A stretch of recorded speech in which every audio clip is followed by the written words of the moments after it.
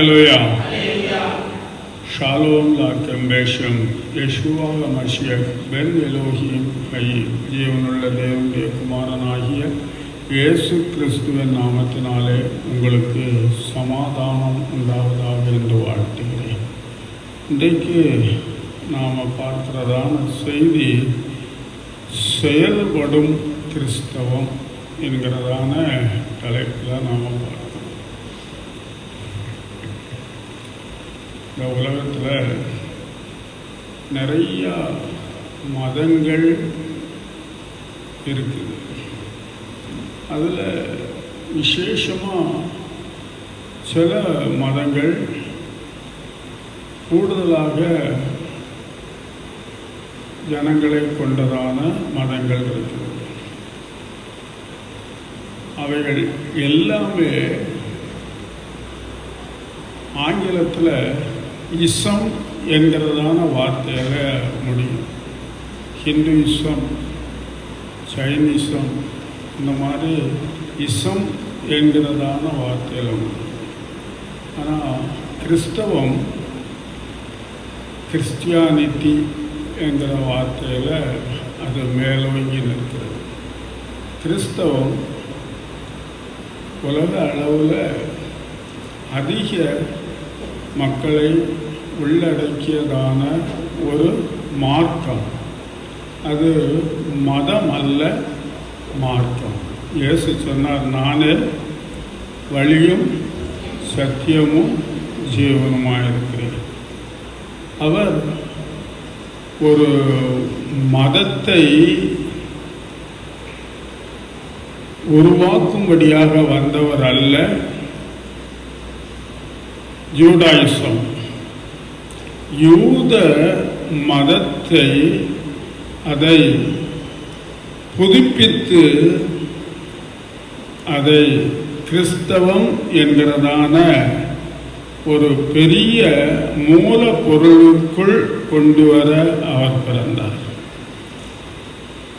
கிறிஸ்து என்று சொல்லப்படுகிற கிரேக்க வார்த்தைக்கு மூல பதம் எபிரேய மொழி. எபிரேய மொழியில் மேசியா என்கிறதான சொல். அது மேசியா என்ற சொல்லுக்கு ரெண்டு அர்த்தம் உண்டு. அபிஷேகம் பண்ணப்பட்டவர், அபிஷேகம், மோஷிய என்கிறதான வார்த்தை அபிஷேகம். அடுத்தது ரெடீமர், மீட்பர் என்று சொல்லுகிறதான ஒரு பதம் உண்டு. அதனால இயேசு கிறிஸ்து என்று சொல்லும்போது இயேசுவே மீட்பர் என்கிறதான அந்த வார்த்தை. இரட்சகர், அபிஷேகம் பண்ணப்பட்டவர். இயேசு, யெஷுவா என்கிறதான அந்த சொல்லின் பொருள் இரட்சகர். அவர் தமது ஜனங்களின் பாவங்களை நீக்கி அவர்களை ரட்சிப்பார் என்று சொல்லி அந்த வார்த்தையின் பொருள். இன்றைக்கு நாம் அதற்கு ஆதாரமாக எடுத்துக்கொள்கிறதான வேத வசனம் அப்போஸ்தலர் நடவடிக்கைகளின் புஸ்தகம் 1வது அதிகாரம் 2வது வசனம்.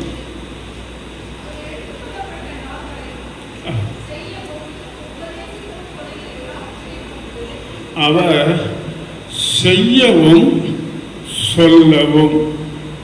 அடுத்தபடியாக லூக்கா சுவிசேஷம் 24:19.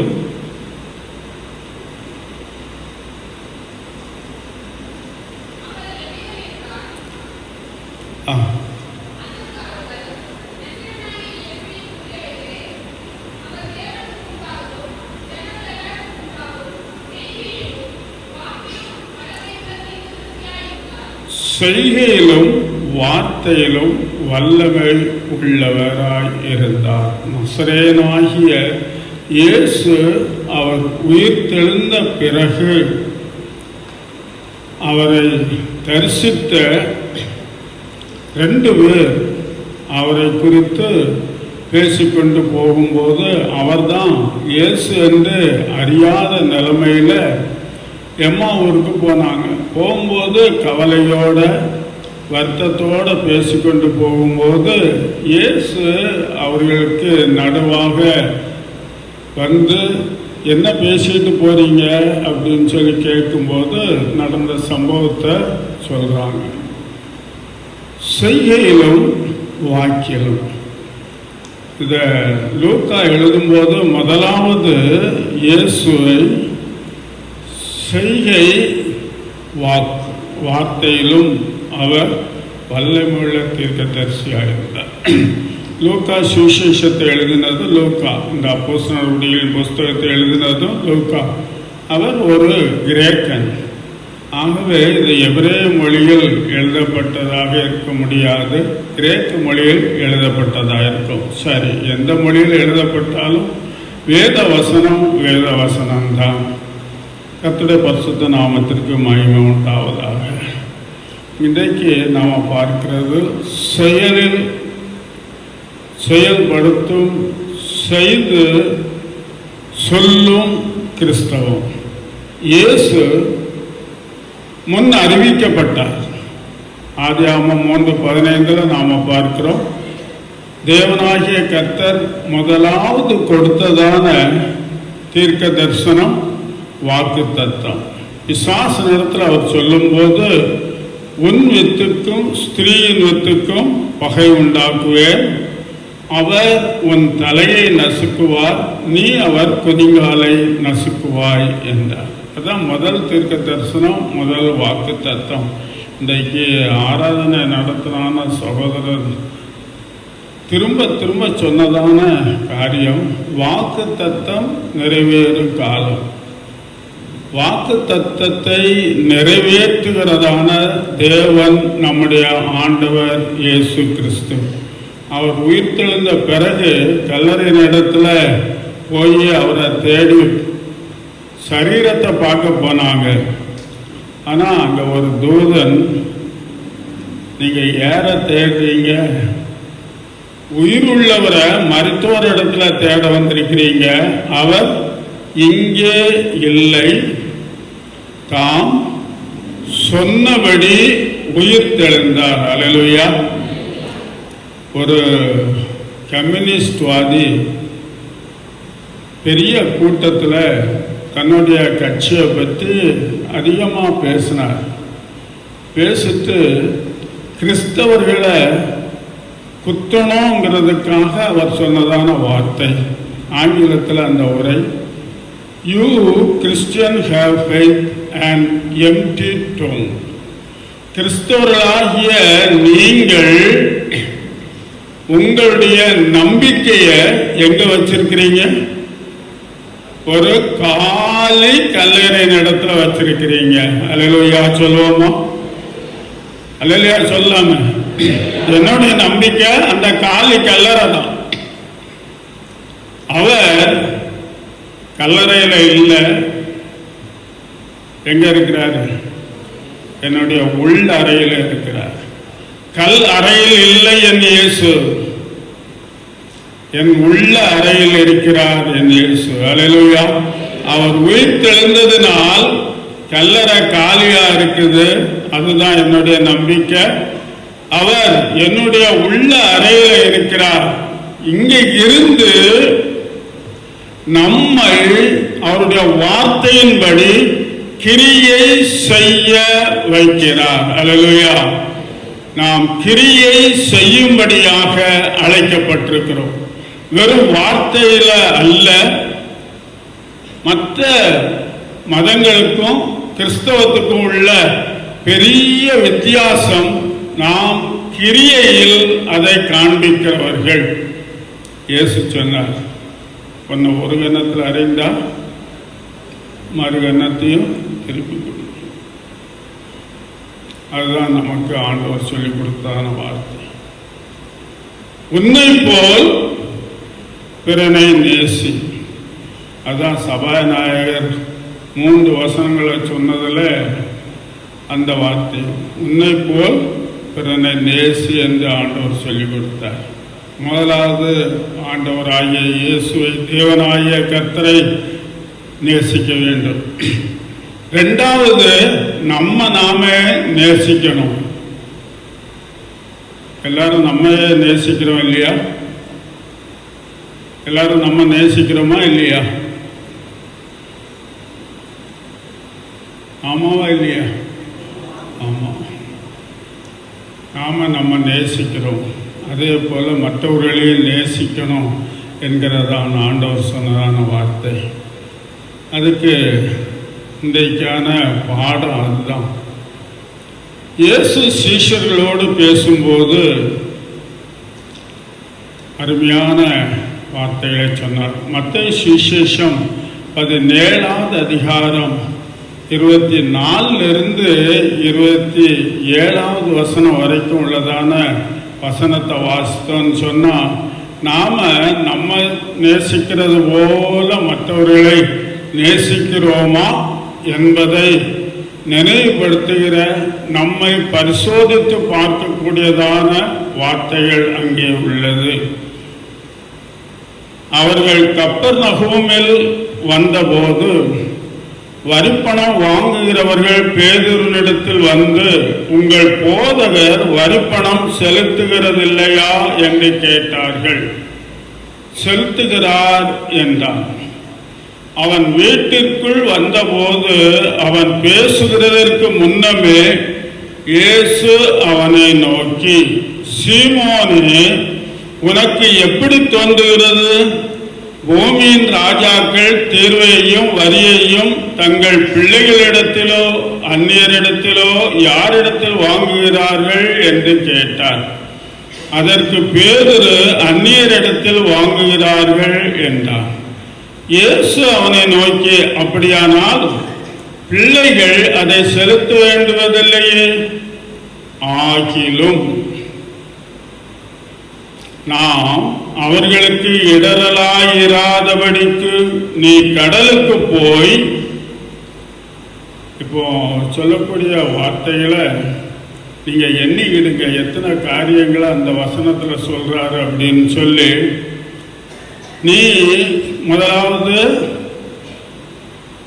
ஆகிலும் நாம் அவர்களுக்கு இடரலாயிராதபடிக்கு நீ கடலுக்கு போய் தூண்டில் போட்டு முதலாவது அகப்படுகிற மீனை பிடித்து அதன் வாயை திறந்து பார். ஒரு வெள்ளிப்பணத்தை காண்பாய். அதை எடுத்து எனக்காகவும் உனக்காகவும் அவர்களிடத்தில் கொடு என்றார். இந்த 8ம் செயல்படுத்தக்கூடியதான மார்க்கம் கிறிஸ்தவம். அல்லேலூயா. ஆண்டவர் சொன்னார், ஆண்டவரிடத்துல வந்து ஏரோதியர்கள் வந்து அவரை சோதிக்கிறதுக்காக, ஏரோதுக்கு வரி கொடுக்கிறது நியாயமா? ராயனுக்கு வரி ஏரோது இல்லை, ராயனுக்கு வரி கொடுக்கிறது நியாயமா நீர் சொல்லும் அப்படின்னு சொன்ன உடனே வரிப்பண காசை கேட்டு வாங்கி, இந்த மேலெழுத்தும் சுரூபமும் யாருடையது? ராயனுடையது. ராயனுடையதை ராயனுக்கும், தேவனுடையதை தேவனுக்கும் கொடுங்கள் என்றார். அல்லேலூயா. ராயனுடையதை ராயனுக்கு கொடுங்க, அரசாங்கத்துக்கு கொடுக்க வேண்டியதை அரசாங்கத்துக்கு கொடுங்க. இதை போல வேற எந்த ஒரு மதத்திலேயும் சொல்லப்படாது. பிரைவேட் ஸ்கூலில் படிக்கும்போது 11 மார்க்கங்களை குறித்து அனலைசிஸ் பண்ணி படித்தோம்.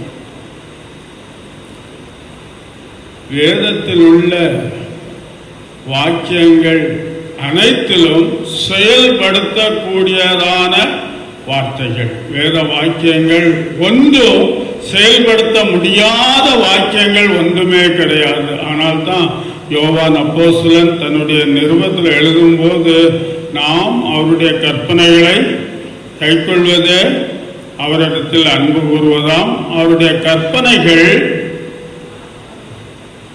என்ன? பாரமானவைகள் அல்லவே. அல்லேலூயா. அவருடைய கற்பனைகள் ஒன்றும் பாரமானது அல்ல. எப்பவும் பாரமானது அல்ல. நாம் ஆண்டவரை முழுமையாக நேசித்து வேதத்தை படித்தால் அது பாரமானது அல்ல. நான் ஏற்கனவே அதற்கான சில என்னுடைய வாழ்க்கையில் உள்ளதான சில அனுபவத்தை சொல்லியிருக்கிறேன். பாஸ்டர் என்று ஜோசப் ஐயா எனக்கு தகப்பனை போல, என்னை அவர் ஒரு பிள்ளை போல தான் பார்த்தாங்க. குடும்பத்தில் உள்ள காரியங்கள் எல்லாவற்றையும் என்கிட்ட சொல்லுவாங்க, ஜெபம் பண்ணுவோம். அவருடைய மூத்த பையனுக்கு திருமணம் நிச்சயம் பண்ண உடனே என்கிட்ட வந்து சொன்னாங்க, எனக்கு விருந்துக்கு 250 கிலோ ஆட்டுக்கறி கறி வேணும், எப்படி செய்கிறது அப்படின்னாங்க. அந்த கவலையை நீங்கள் விடுங்க, நான் பார்த்துக்கிடுறேன் அப்படின்னு சொன்னதும் 18,000 ரூபா கையில் கொடுத்து, அன்றைக்குள்ள காசு 18,000 ரூபா கொடுத்து நான் பார்த்துக்கிடுறேன் அப்படின்னு சொல்லிட்டு ஆந்திராவுக்கு போனேன். 2 பேரை கூட கூட்டிகிட்டு போனேன். 25 வெள்ளாடு, செம்மறியாடை கொண்டு வந்துடலாம், ஆனால் வெள்ளாடை கொண்டு வர்றதுங்கிறது பெரிய கஷ்டம். 25 வெள்ளாடு வாங்கி நாங்கள் 3 பேராக கஞ்சியை போட்டு மேய்ச்சிக்கிட்டே வந்து, நாங்கள் இருந்தது ஐயப்பந்தாங்கல்ங்கிற இடத்துல, அங்கே கொண்டு வந்து 15 நாள் அங்கே வச்சு பாதுகாத்து செய்து கொடுத்தோம். அப்படி வரும்போது திருநெந்தவூர் என்கிற இடத்துல வாரத்துக்கு ஒரு தடவை ஊழியத்துக்கு போவேன். அந்த சபையில் இருந்ததான ஒரு சகோதரன் என்னை வழியில் பார்த்து, என்னையா ஆடை பற்றிட்டு போகிறீங்க அப்படின்னாங்க. நான் சொன்னேன், விஷயத்தை சொன்னேன். வெள்ளாடை கொண்டுட்டு போகிறது உங்களுக்கு கஷ்டமாக இல்லையா அப்படின்னு. அப்போதான் எனக்குள்ள ஒரு கேள்வி விழுந்தது, அந்த வேத வசனம், உனக்கு கஷ்டமா? நான் உடனே சொன்னேன், எனக்கு அது கஷ்டம் இல்லை, மகிழ்ச்சியான ஒரு காரியம். இந்த வேத வசனத்தை அறிந்து கொள்ளும்படியாக, உணர்ந்து கொள்ளும்படியாக நாம் தேவனிடத்தில் அன்பு கூர்ந்தால், நாம் தேவனிடத்தில் அன்பு கூறுகிறவர்களாய் இருந்தால், அவருடைய கற்பனைகள் பாரமானவைகள் அல்ல. குடும்பம், கணவன் மனைவி பிள்ளைகள் எல்லாரிடத்திலையும் அந்த அன்பு என்கிறதான ஒரு காரியம் இருந்ததானால் யாருக்கும் எந்த விதத்திலேயும் அது பாரமானவைகள் அல்ல. இங்க நாம ஆண்டவர் முதல்ல சொன்ன காரியம் என்ன? வரி கொடுக்கிறது நாம கொடுக்கணுமா அப்படின்னு சொல்லி கேட்டுட்டு, ஆனாலும் அவர்களுக்கு இடரெல்லாம் இல்லாதபடிக்கு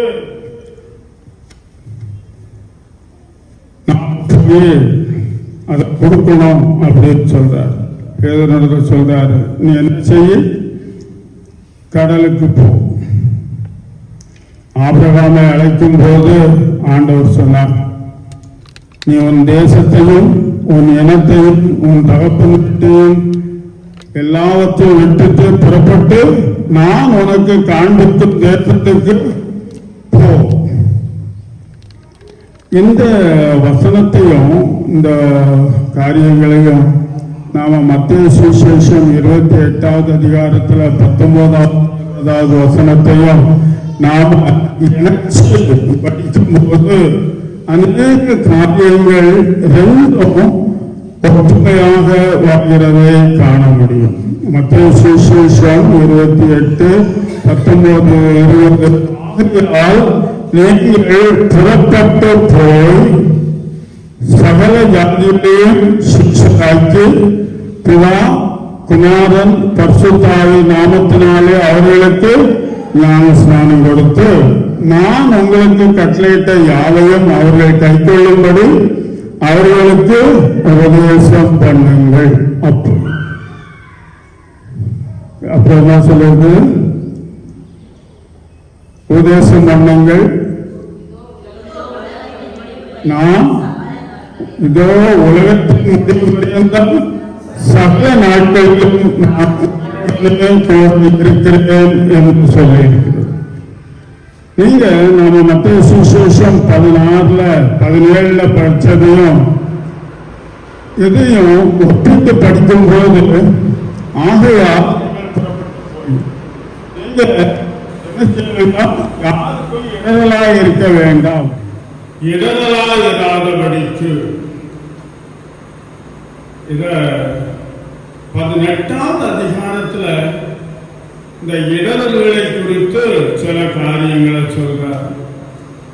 நாம முதலாவது நமக்கே இடரல் உண்டாக்குகிறதான காரியங்களை நாம் சீர்படுத்த வேண்டும் என்று கூறுகிறார். 18வது அதிகாரத்துல இடர்களின் நிமித்தம் உலகத்துக்கு ஐயோ, இடரல்கள் வருவது அவசியம், ஆனாலும் எந்த மனுஷனால் இடரல் வருகிறதோ அவனுக்கு ஐயோ என்று சொல்லிட்டு, இது ஆண்டவருடைய செய்தியினுடைய 17வது அதிகாரத்தினுடைய தொடர்ச்சி தான் 18வது அதிகாரம். உன் கையாவது உன் காலாவது உனக்கு இடரல் உண்டாக்கினால் அதை கரித்து எரிந்து போடு. நீ 2 கையுடையவனாய் அல்லது 2 காலுடையவனாய் நித்திய அக்கினியிலே தள்ளப்படுவதை பார்க்கிலும் சப்பானியாய் அல்லது ஊனனாய் நித்திய ஜீவனுக்குள் பிரவேசிப்பது உனக்கு நலமாயிருக்கும். முதலாவது நம்மிலே காணப்படுகிறதான இடரல்களை களைய வேண்டும். அதனால்தான் அப்போஸ்தலனாகிய பவுல் மூலமா கிறிஸ்துவை தரித்துக் கொள்ளுங்கள், பழைய மனுஷனை களைந்து போட்டு புதிதான மனுஷனாகிய கிறிஸ்துவை நீங்கள் தரித்துக் கொள்ள வேண்டும் என்று சொல்லுகிறார். நாம கைய கால தரிக்கிறதுக்கு பதிலா கிறிஸ்துவை நாம் தரித்துக் கொண்டால் அதுவே நம்மை இடரலற்றவர்களாக காத்துக்கொள்ளும் என்பதுதான் அதனுடைய பொருள். அதே போல நாம் மற்றவர்களுக்கு இடரலாக இருக்கக்கூடாது. நமக்கு இடரல்கள் வருவது அவசியம். இந்த காரியத்துல தான் 2 வித்தியாசமான காரியங்களை பார்க்க. நாம மற்றவர்களுக்கு இடரலாக இருக்கக்கூடாது, மற்றவர்கள் நமக்கு இடரலாக இருப்பது அதை நாம் ஜெயித்து முன்னேற வேண்டும் என்பதுதான் அதனுடைய காரியம். இடரல்கள் வருவது அவசியம் என்று ஆண்டவர் சொல்லுகிறார். ஆனா நாம இடரலா இருக்கக்கூடாது. நான் சரியா என்னுடைய நினைவு இல்லை, ஆனா காந்தி கிறிஸ்துவின் மலை பிரசங்கத்தை அதிகமாய் நேசித்தவர் என்பதை அறிவோம். அவர் ஆப்பிரிக்காவில் இருக்கும்போது வெள்ளையர்கள் ஆட்சி. அவர் ஆலயத்துக்கு போகும்போது அங்க இருந்ததான வெள்ளைக்காரரை நீ கருப்பன் இங்க வரக்கூடாதுன்னு சொல்லி வெளியே பற்றி விட்டதாக படித்த நினைவு. அதனால அவர் கிறிஸ்துவை ஏற்றுக்கொள்வதற்கு இடரலாக இருந்தார். இதில் நாம அறிந்து கொள்ளக்கூடிய காரியம் என்ன? கிறிஸ்தவர்களாகிய நாம் இயேசு கிறிஸ்துவை மெய்யான தேவன் என்று அறிந்து கொண்டதான நாம் மற்றவர்களுக்கு நாம் யாராக இருந்திடக்கூடாது, இடரலாக இருந்துவிடக்கூடாது. ஜிப்சி மிஷன்லையும் சரி, மாநாடாவில் அந்தமானில் ஊழியர் செய்யும் போதும் சரி, பிள்ளைகளை என்னோட கூட்டிகிட்டு போய் கிராமங்கள் தீவுகளில் போய் சுவிசேஷம் அறிவிக்க அவங்களுக்கு பயிற்சி கொடுக்க, எப்படி ஜனங்கள் மத்தியில் மற்ற ஜனங்கள் மத்தியில் பேசணும் அப்படிங்கிறதுக்காக சிலர் கண்ணா பின்னான்னு பேசி நீ கும்புறது பேய், பிசாசு, கல், மண், விக்கிரகம், அதனால அடி வாங்கிட்டு வருவோம்.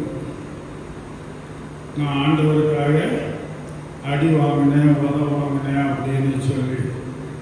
ஆனால் நான் சொல்லி கொடுத்ததான பாடம், நான் அவங்க வழிபடும் தெய்வங்களை குறித்து நான் சொல்றதுக்காக என்னை ஆண்டவர் அழைக்கலை. நான் வழிபடும் ஜீவனுள்ள தேவனை குறித்து மாத்திரம் அவர்கள் மத்தியிலே சொல்வதற்காக அழைக்கப்பட்டேன். அல்லேலூயா. அவங்களுக்கு சத்திய சுவிசேஷத்தை நாம் அறிவிக்க வேண்டும்.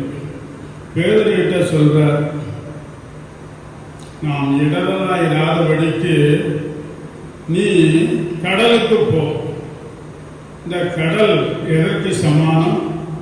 உலக ஜனங்கள் மத்தியிலே ஜன சதளம் என்று சொல்லப்படுகிறது. ஜனங்கள் கடல் போன்ற பெருந்திரளான கூட்டம். கடலுக்கு போ, ஜனங்கள் இடத்துல போ. அன்றைக்கு மீனை பிடிச்சி வரிபணத்தை கொடுக்கறதுக்காக ஆண்டவர் கடலுக்கு போன்னு சொன்னார். அங்க போகும்போது கடலுக்கு போனார். மீனை பிடிக்க முடியுமா? ஆண்டவர் சொன்னார், தூண்டில் போடு. நான் இன்றைக்கு தூண்டில் குச்சி, அந்த நரம்பு தூண்டில் எல்லாமே அங்கே இருக்குது. அதை எடுத்துட்டு வரலாமான்னு பார்த்தேன். ஆனால் தண்ணி இல்லையே, மீன் இல்லையே, அதை போட்டு பிடிச்சி காட்டுறதுக்கு அப்படின்னு சொல்லி. எத்தனை பேர் தூண்டில் போட்டு மீன் பிடிச்சிருக்கிறீங்க? சகோதரி அம்மாவும் நிறைய பேர் பிடிச்சிருக்காங்க.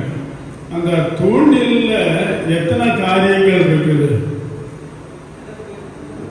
ஒரு பாகம் நீளத்துக்கு ஒரு குச்சி, அப்புறம் நரம்பு, அதில் தூண்டில் முள்ளு, அப்புறம் அது போதுமா? அதை இற வைக்கணும், புழு பூச்சி ஏதாவது ஒன்று வைக்கணும். போதுமா? அது மிதப்ப கட்டை இருக்கணும். அதை கண்ணு கருத்துமா போட்டுட்டு அந்த மிதப்பு கட்டை உள்ள போறத பார்த்து கொஞ்சம் அப்படியே அசைச்சிக்கிட்டே இருந்தோம்னு சொன்னா அந்த மீன் செல்வத்துல போய் மாட்டிக்கிட்டது அப்படின்னு சொன்னா அது தப்பிக்கிறதுக்காக இழுத்துட்டு போகும். ஆஹா, மாட்டிக்கிட்டுன்னு சொல்லி சுண்டி இழுத்துடலாம். 5 காரியம் திருவை ஆண்டவர் நமக்கு போய் நாம சும்மா தூண்டில் போட முடியாது. இத்தனை காரியங்கள் இருக்கணும், பொறுமையா காத்துக்கிட்டு இருக்கணும். அந்த மாதிரிலேயும் கடலுக்கு பசங்களை கூப்பிட்டு போய் தூண்டில் போட்டு அதை சொல்லிக் கொடுக்கணும்.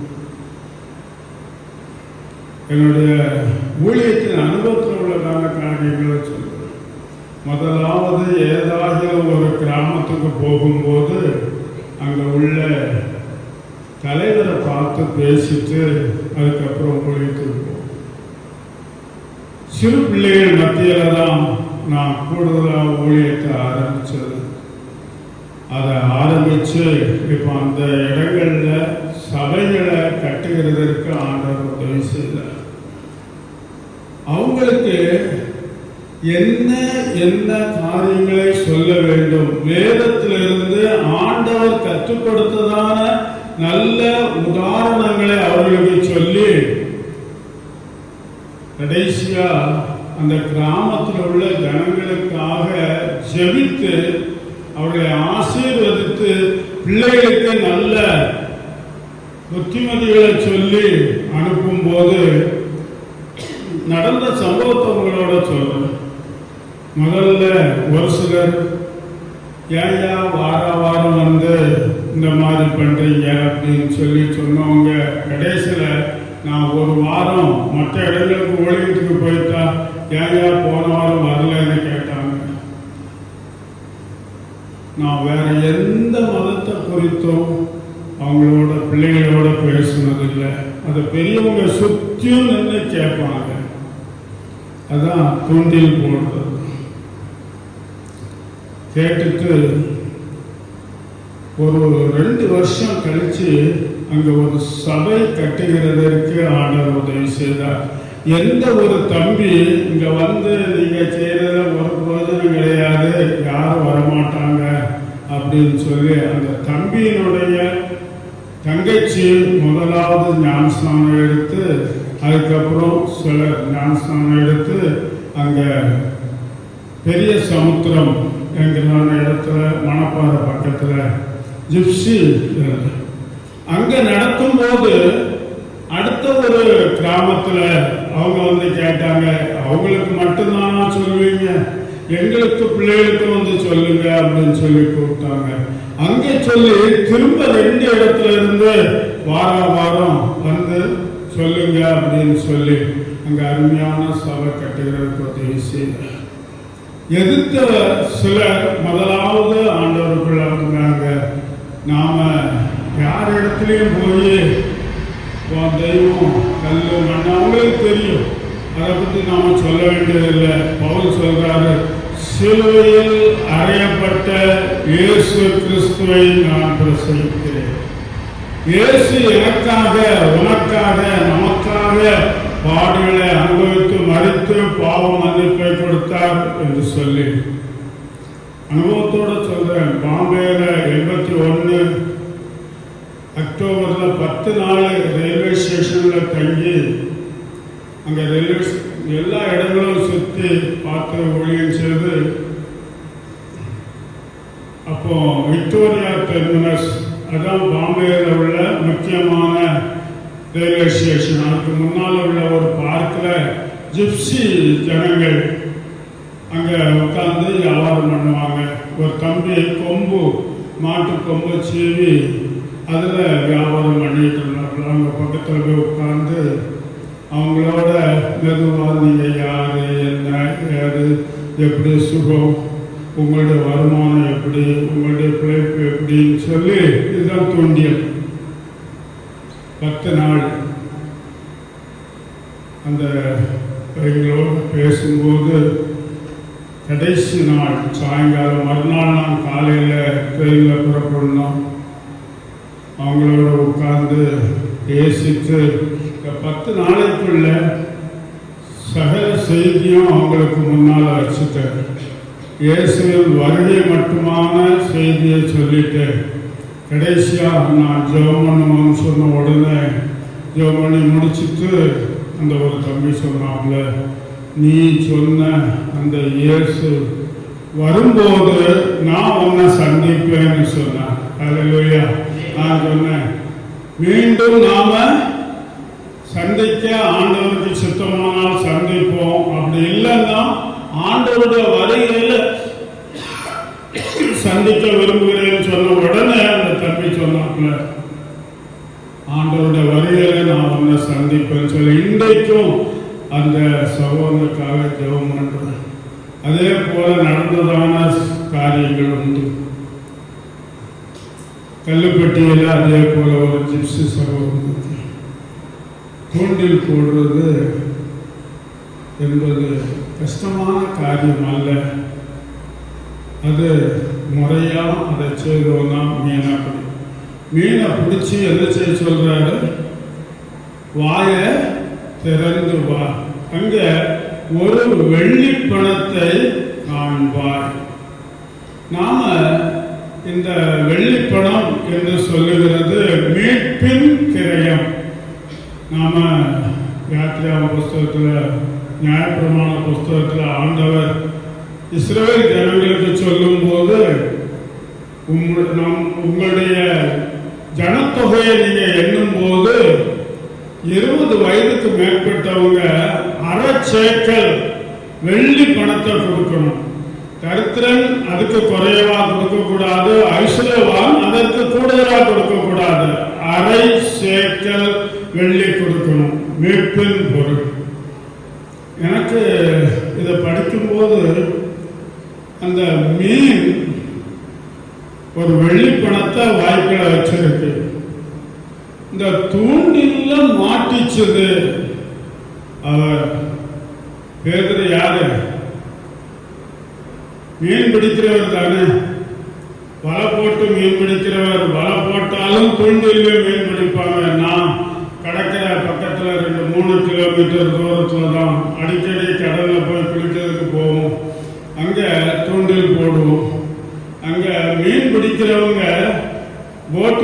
போகாத நேரங்கள்ல சின்ன பிள்ளைகளும் சரி பெரியவங்களும் சரி தூண்டில் போட்டு கடலுக்குள்ள நின்று மீனை பிடிச்சிட்டு இருப்பாங்க.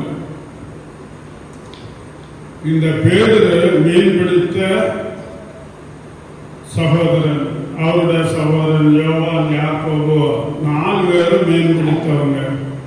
இயேசு அவர்களை அழைக்கும் போது எப்படி சொல்லி அழைத்தார்?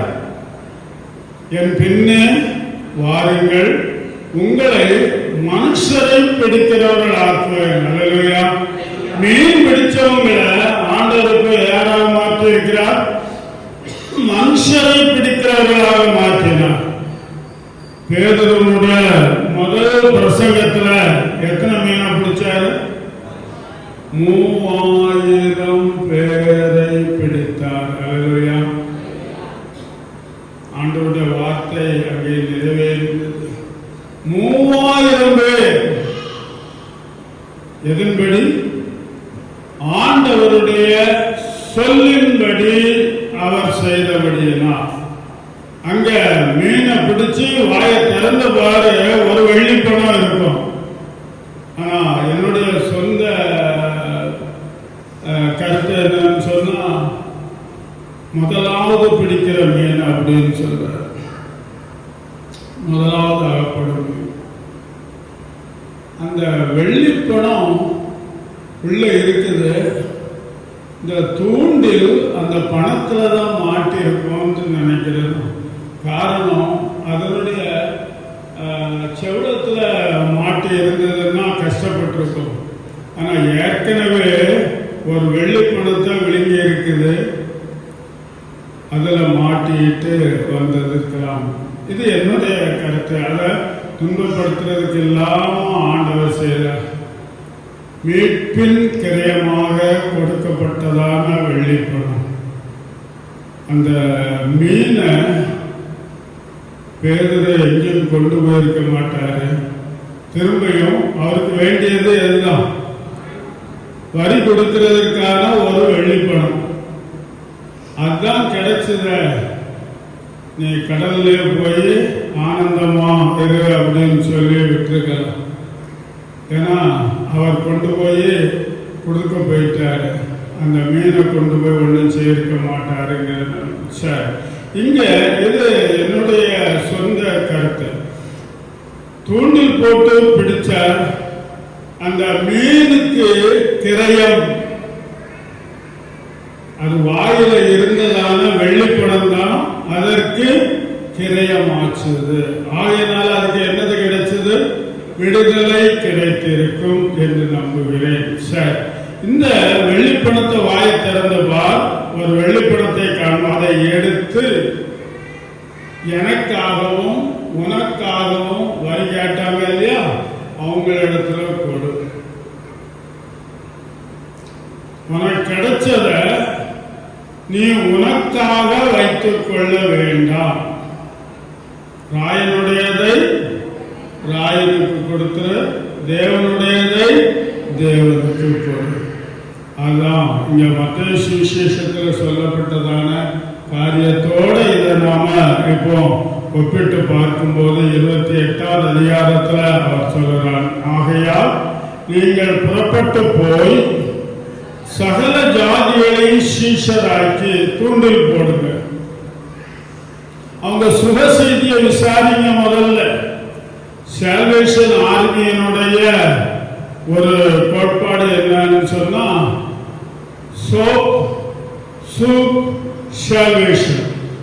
முதலாவது போனதுமே என்ன சொல்லாத, நீ ரட்சிக்கப்படணும், நீ பாவி, நீ நரகத்துக்கு தான் போவான்னு சொல்லாத. என்ன சொல்லு? சோப்பு. அவங்க அழுக்கா இருப்பாங்க இருந்தாங்கன்னா அவங்களுக்கு சோப்பு கொடுத்து அவங்கள சுத்தம் பண்ணு. ரெண்டாவது, அவங்க பசியோடு இருப்பாங்க, அவங்களுக்கு என்ன கொடு? ஆகாரம் கொடு. சோப். அடுத்தபடியா சால்வேஷனை பற்றி, ரட்சிப்பை பற்றி சொல்லு. அல்லேலூயா.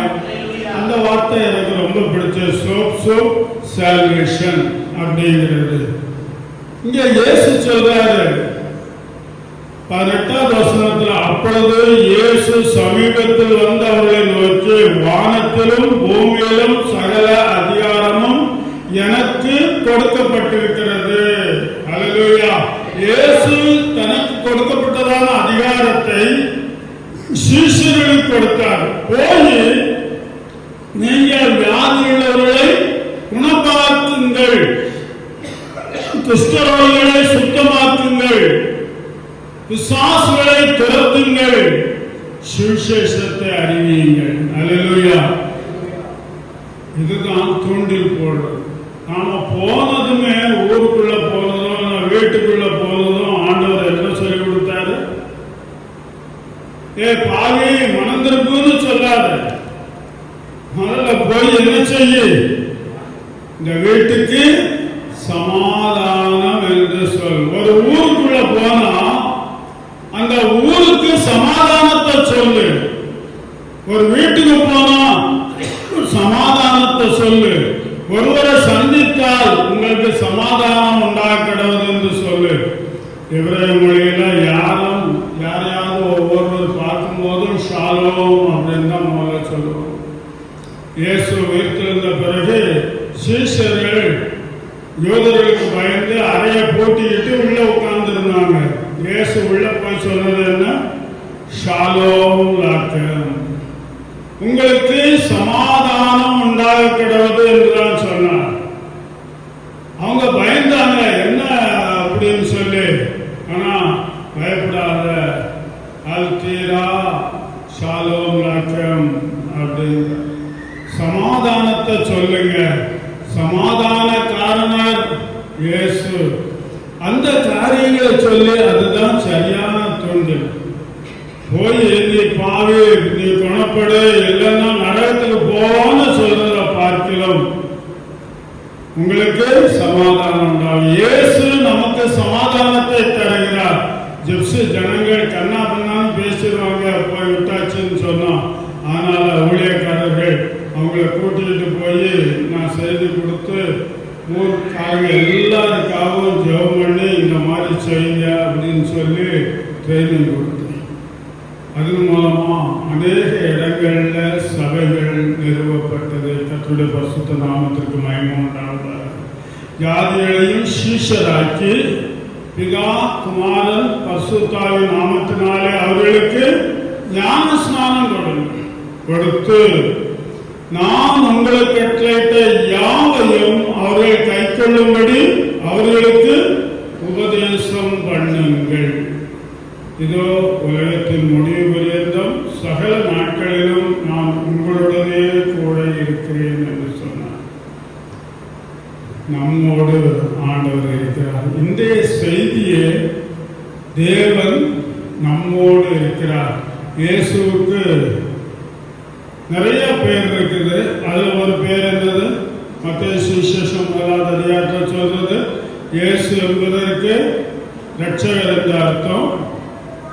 இம்மானுவேல், தேவன் நம்மோடு கூட இருக்கிறார். நம்மோடு, தேவன் நம்மோடு. இம்மானுவேல், அது 3 எபிரேய சொற்கள். இம்மானுவேல் என்கிற 3 சொல்ல ஒரே வார்த்தையா இம்மானுவேல் என்று சொல்லப்பட்டிருக்கிறது. தேவன் நம்மோடு என்றதான பொருள். தேவன் நம்மோடு கூட இருக்க வேண்டுமானால் நாம் என்ன செய்யணும்? இப்போ சொல்லுங்க. தேவனுடைய வார்த்தை,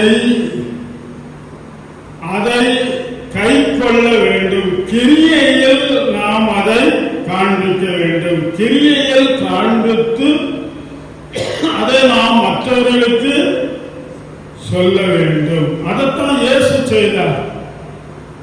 பரலோகத்தை விட்டு இந்த மண்ணுலகில் மனுஷனாய் அவதரித்த இயேசு தாம் சொன்னதை நிறைவேற்றும்படியாக, செய்ததை சொல்லும்படியாக இந்த பூமியிலே அவர் செய்தார், சொன்னார். முதலாவது என்ன? உன்னை போல் பிறனை நேசி. பரலோகத்தின் தேவன் நம்மை நேசித்து இந்த பூமியில் வந்தார். நல்லா கவனிக்கணும். இயேசு தாம் சொன்னதான வார்த்தை, நான் போகிறேன் எங்க பிதாவின் வாசஸ்தலத்துக்கு, பிதாவின் இடத்துல நான் போகிறேன். அங்கே அநேக வாசஸ்தலங்கள் உண்டு என் பிதாவின் வீட்டில். அப்படி இல்லாதிருந்தால் நான் உங்களுக்கு சொல்லியிருப்பேன், நான் போய் உங்களுக்காக ஒரு ஸ்தலத்தை ஆயத்தம் பண்ணின பின்பு நான் வந்து மறுபடியும் உங்களை என்னிடத்தில் சேர்த்துக் கொள்ளுவேன் என்று சொன்னார். முதலாவது நம்மை அவரோடு சேர்த்துக் கொண்டார். அல்லேலூயா. எப்படி? அவர் தன்னுடைய சுய ரத்தத்தினாலே, சொந்த ரத்தத்தை கிரயமாக கொடுத்து நம்மை மீட்டுக் கொண்டார். நம்மை மீட்டுக் கொண்டதான ஆண்டவர் இயேசு நமக்காக ஒரு ஸ்தலத்தை ஆயத்தம் பண்ண போயிருக்கிறார். ஆயத்தம் பண்ணின பின்பு அவரே வந்து நம்மை அவரிடத்தில் சேர்த்துக் கொள்வார். அதனால்தான் யோவான் நிருபத்தில் சொல்லுகிறார், பிரியமானவர்களே, இப்பொழுது நாம் தேவனுடைய பிள்ளைகளாக இருக்கிறோம், இனி எவ்விதமாக இருப்போம் என்று நமக்கு தெரியாது. ஆகிலும் அவர் வரும்போது நாம் அவரை தரிசிப்பதினால் அவருக்கு ஒப்பாய் இருப்போம் என்று அறிந்திருக்கிறோம். அல்லேலூயா. அவரை போல நம்மை மாற்றுவதற்கு, நல்லா கவனிக்கணும், யோசிக்கணும், நம்மை அவரை போல மாற்றுவதற்கு அவர் நம்மை போல வந்தார். அல்லேலூயா. Glory to Jesus. Hallelujah. இதுதான் தன்னை போல் பிறரை நேசிக்கிறதான காரியத்தை ஆண்டவர் செய்து காட்டினார். பரலோகத்தில் தேவதூதர்கள் ஓயாமல் அவரை புகழ்ந்து பாடிக்கொண்டிருந்ததை விட்டு மனுஷ சாயலானார். இங்கே எல்லாரும் அவரை புகழ்ந்து பாடினார்களா? கூட இருந்தவங்களே அவருடைய வார்த்தையை கேட்டுட்டு, இது கடினமான உபதேசம், யார் இவருக்கு பின்னால போவான்னு சொல்லி கொஞ்சம் பேர் பின்வாங்கி போயிட்டாங்க. யூத தலைவர்கள், வேதத்தை கற்றுக்கொண்டவர்கள், வேத பாரகர், பரிசேயர் இகழ்ந்தார்கள், சோதித்தார்கள், அவருக்கு விரோதமாக எழுதினார்கள். நமக்கு நல்ல ஒரு பாடத்தை கற்றுக் கொடுக்கும்படியாக இயேசு இவை எல்லாவற்றையும் பொறுமையாய் சகித்தார். அல்லேலூயா. நமக்கு மாதிரியை முன்வைத்து போனார், பின்வைத்து போனார். அவருடைய அடிச்சுவடிகளை பின்பற்றி நாம் செல்ல வேண்டும் என்பதற்காக நமக்கு மாதிரியை வைத்து போனார். நல்ல மாதிரியை வைத்து போனார். கிறிஸ்து இயேசுவில் இருந்த சிந்தையே நம்மிலும் இருக்க வேண்டும். ஆண்டவர் உங்களை ஆசீர்வதிப்பார். தேவன் நம்மோடு இருக்கிறார், நமக்குள் இருக்கிறார் என்றால் நாம் அவருடைய வார்த்தைகளுக்கு கீழ்ப்படிந்து அதை செயலாக்க வேண்டும் என்பதை நம்மிலே விரும்புகிறார். நாம வெறுமன வேதத்தை படிக்கிறதோ, நாம பாட்டு படிக்கிறதோ அல்ல, வேத வசனத்தின்படி நடப்பது, செயலாக்கம் செய்வது, அதை ஆண்டவர் விரும்புகிறார்.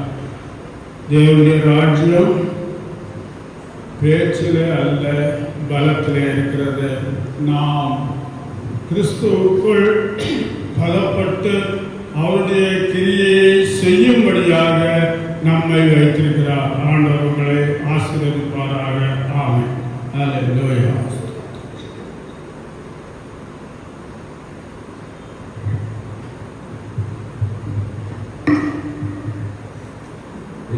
கேட்ட செய்திக்காக கர்த்தரை சொல்லியிருக்கிறேன். நம்ம வேத வசனம் சொல்லுவது, வேத வசனத்தின்படி வேதத்தை கேட்கிறவர்களாக மாத்திரமல்ல, அதன்படி என்ன செய்யணும், நடக்கிறவர்களாக இருக்கணும். அதுதான் எனது ஆசீர்வாதம். பேதுரு அப்படிதான் சொன்னார்.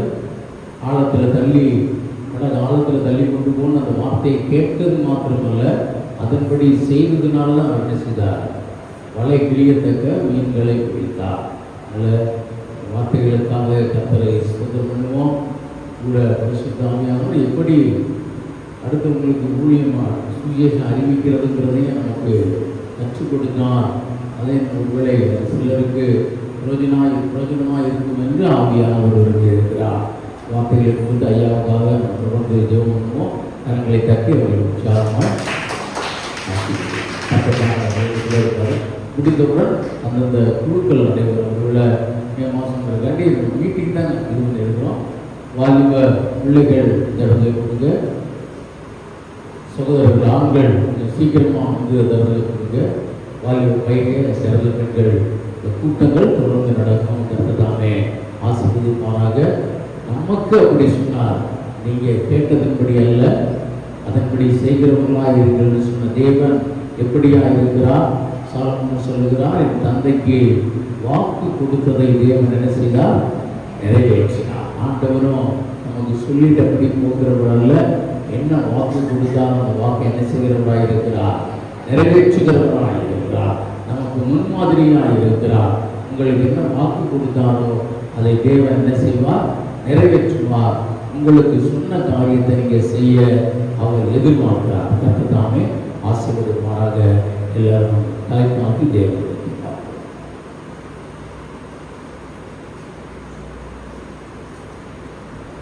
எங்களுக்கு வாக்கு கொடுத்த தேவனை நமக்கு சுதந்திரம் அப்பா. எங்களை அழைத்த உண்மையின் தேவனை நமக்கு சுதந்திரம் சுவாமி. உலகத்தின் முடிவு பரியந்தம் சதா காலங்களிலும் உங்களோடு கூட இருக்கிறேன்னு சொன்ன தேவன், எங்களோடு கூட நீங்க எப்பொழுதும் இருக்கிறீங்க. நன்றி தகப்பனே, நமக்கு சுதந்திரம் அப்பா. என் நாமத்தினாலே நீங்கள் எதை கேட்டாலும் அதை உங்களுக்கு பிதா தருமாறு சொன்னீங்க, அதை அப்படியே செய்கிறவனா இருக்கிறீங்கப்பா. நன்றி தகப்பனே, நமக்கு சுதந்திரம். ஆண்டவரே, இந்த வேளையிலும் ஆண்டவர் வந்த ஒவ்வொருவரையும் கர்த்தர் பேர் பேராய் ஆசீர்வதிங்க. ஒவ்வொருவருடைய வாழ்விலும் நீங்க சொன்ன காரியத்தை கர்த்தர் நிறைவேற்றுகிறவனா இருக்கிறீங்க சுவாமி.